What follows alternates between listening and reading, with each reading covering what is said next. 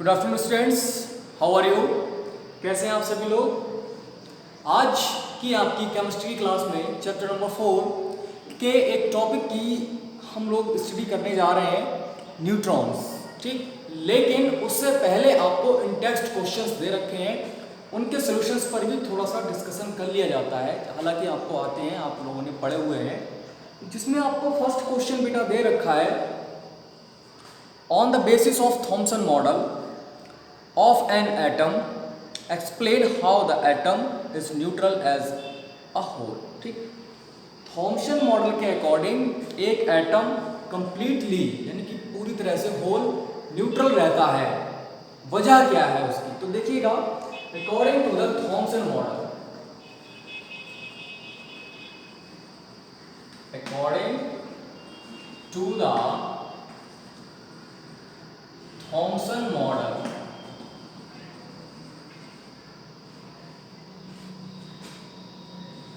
all positive and negative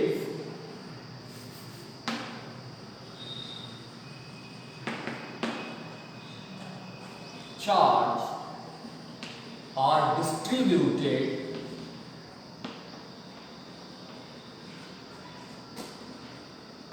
in the whole volume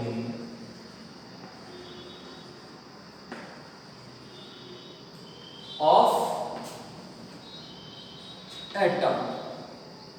atom के पूरे volume में positive और नेगेटिव चार्ज डिस्ट्रीब्यूट रहता है। ठीक, जिसकी वजह से बाय विच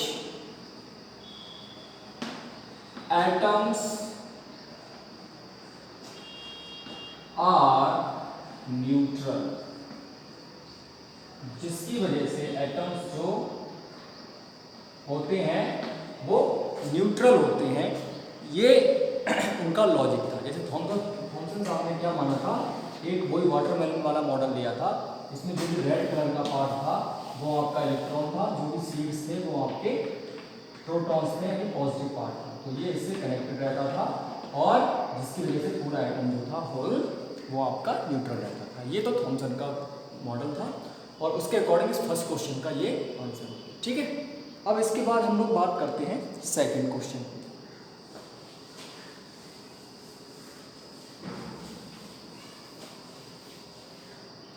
सेकंड क्वेश्चन है, on the basis of Rutherford's model of an atom which subatomic particles is present in the nucleus of an atom. देखिएगा, रदरफोर्ड्स के अगर हम मॉडल की बात करते हैं एक एटम की, तो उनके अकॉर्डिंग सब एटॉमिक पार्टिकल्स कौन कौन से होते हैं जो कि न्यूक्लियस में ऑफ एन एटम, एटम के न्यूक्लियस में प्रेजेंट रहते हैं। ठीक है, तो देखिए, जो उनके अकॉर्डिंग की अगर बात करते हैं तो जो सब एटॉमिक पार्टिकल्स होते हैं वो 3 टाइप्स के होते हैं। पहला टाइप होता है आपका इलेक्ट्रॉन का, दूसरा टाइप होता है आपका प्रोटॉन का, तीसरा टाइप होता है आपका न्यूट्रॉन का। ठीक, अब जहां पर प्रोटॉन होते हैं वहां पर आपका न्यूट्रॉन भी होता है। प्रोटॉन जहां होंगे वहां पर न्यूट्रॉन भी होगा। और प्रोटॉन आपका पॉजिटिव चार्ज का होता है, और पॉजिटिव चार्ज कहां पाया जाता है, पॉजिटिव चार्ज आपका न्यूक्लियस में पाया जाता है। इसका मतलब ये हो गया, स्पष्ट हो गया कि जो प्रोटॉन होंगे वो आपके न्यूक्लियस में होंगे और साथ ही साथ वहां पर आपका न्यूट्रॉन भी होगा। ठीक है, नेक्स्ट नंबर 3 क्वेश्चन है, draw a sketch of Bohr's model of an atom with 3 sales.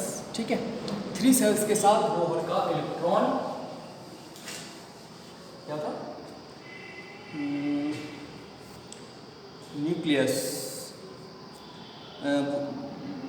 Bohr का मॉडल बताना है आपको। ठीक है, तो देखिए, बोहर ने बताया था कि जो आपका न्यूक्लियस होगा वो तो अंदर होगा, उसके बाद पहली सेल, दूसरी सेल और ये तीसरी सेल। इस पहली सेल को बोला था ALN, या फिर n = 1, n = 2, n = 3। ये आपका स्केच है बोहर्स मॉडल का। ठीक है, क्वेश्चन नंबर 3 का आंसर। क्वेश्चन नंबर 4 है, what do you think would be observe if alpha particle experiments is carried out using a foil of a metal other than gold. क्या होता अगर आपके ये जो रदरफोर्ड साहब थे, इन्होंने गोल्ड फॉयल लिया था, ठीक है, सोने की फॉयल ली थी, अगर ये सोने यानी कि गोल्ड के प्लेस पर किसी और अदर मेटल के ले लेते तो क्या रिजल्ट आते निकल के? कोई फर्क नहीं पड़ता, सेम आते, क्योंकि जो एटम का साइज होता है वो सबका सेम होता है।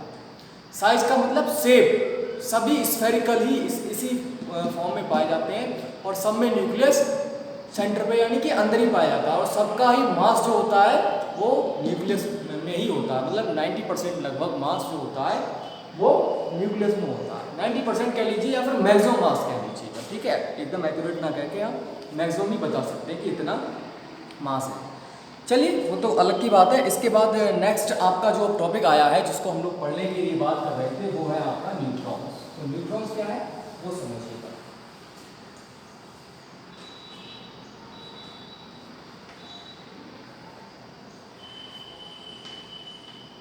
न्यूट्रॉन्स, ठीक है, न्यूट्रॉन्स क्या है, इसको मैं पॉइंट वाइज करा रहा हूं। It was discovered by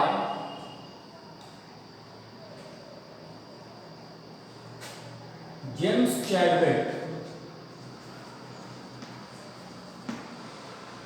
इसकी जो डिस्कवरी की गई थी वो जेम्स चैडविक के द्वारा 1932 में की गई थी। ध्यान दीजिएगा 1932, ठीक है, 1932 में जेम्स चैडविक ने इसकी डिस्कवरी की थी।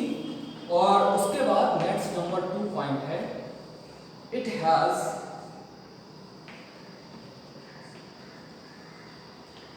नो चार्ज, इस पर कोई चार्ज नहीं होता है। नंबर 3, इट्स मास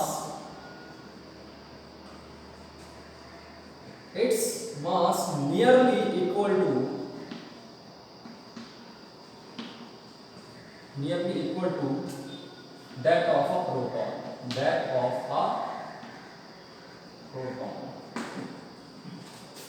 इसका जो मास होता है वो लगभग प्रोटॉन के मास के इक्वल होता है।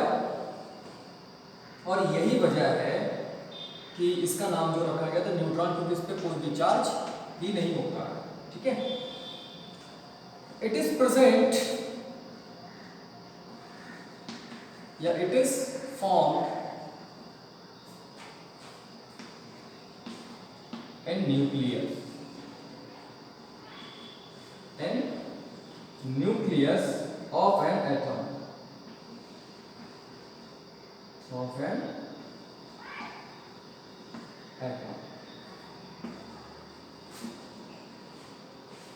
ठीक है गाइस। नेक्स्ट नंबर 5 पॉइंट्स है, इट इज रिप्रेजेंटेड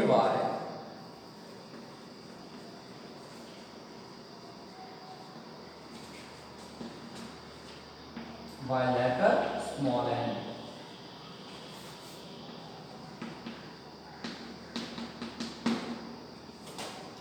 ठीक। Next number 6 points, the mass of atom always equal to the mass of an atom is always equal to mass of protons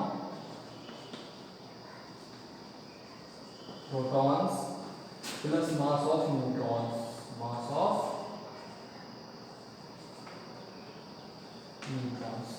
जो atom का मास होता है वो प्रोटॉन के मास और neutron के मास के इक्वल होता है। इसको हम जनरली लिखें तो mass of atom Na is equal to mass of proton plus mass of neutron.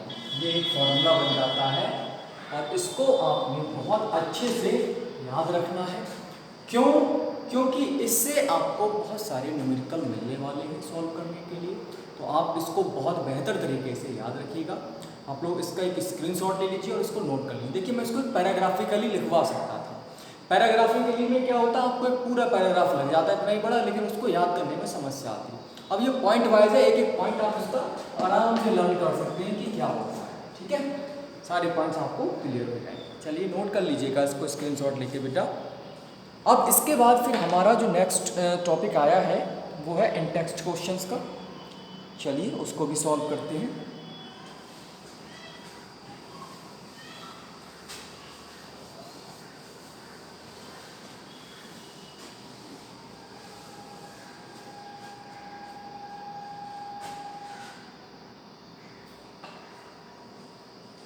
Next question में क्वेश्चन नंबर हमारा फर्स्ट है,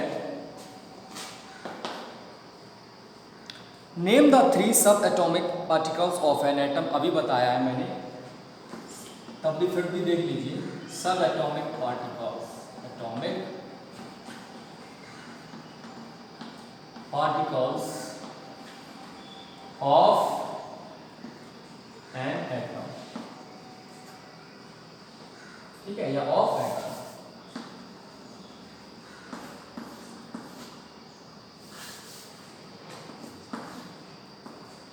नंबर 1 इलेक्ट्रॉन,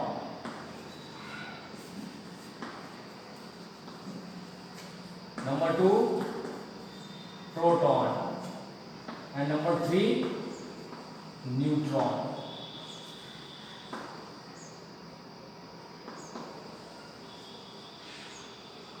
ठीक है, न्यूट्रॉन। अब बेटा इसके बाद नेक्स्ट टॉपिक आएगा, लेकिन नेक्स्ट टॉपिक पर जाने से पहले मैं आपको एक चीज़ बता दूं। देखिए बहुत बार पूछा जाता है इनकी डिस्कवरी किस किसने की थी, तो इनके साइंटिस्ट के नाम पूछे जाते हैं। तो इलेक्ट्रॉन की जो डिस्कवरी की थी वो जे.जे. थॉमसन ने की थी। जे.जे. थॉमसन भी बोलते हैं इसको, थॉमसन। प्रोटॉन की थी, प्रोटॉन की जो डिस्कवरी की थी वो की थी रदरफोर्ड ने। अभी हमने पढ़ा था इससे पहले, रदरफोर्ड। न्यूट्रॉन की जो की थी अभी हमने पढ़ा था चैडविक, जेम्स चैडविक। ठीक है, इनने इसकी स्टडी की थी। अब कई बार भूल जाते हैं इसका कैसे क्या होता है, तो मैं इसका ट्रिक बता रहा हूं। इसको बोलते हैं ईट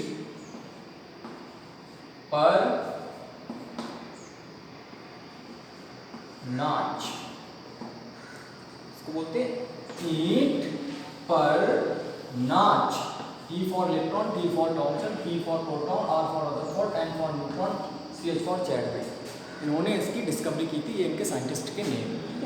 तो इसको मैं हटाता हूँ, उसके बाद फिर नेक्स्ट क्वेश्चन पे आता हूँ बेटा।